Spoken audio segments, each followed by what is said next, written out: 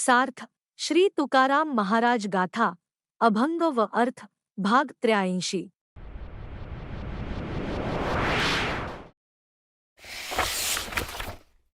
अभंग क्रमांक 183।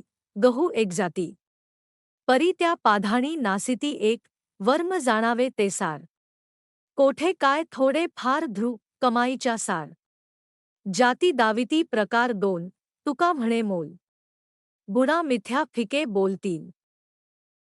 अर्थ गव्हाचे अनेक खाद्य प्रकार तयार करता येतात।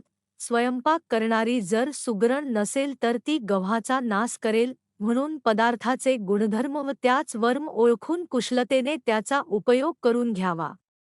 अनेक प्रकारच्या जातीचे धान्य असतात व त्याचे विविध प्रकारचे खाद्यपदार्थ तयार करणे यात खरी कुशलता आहे। तुकाराम महाराज म्हणतात की प्रत्येकातील गुणाला महत्त्व दिल पाहिजे, तेथे नुसती बडबड उपयोगाची नाही।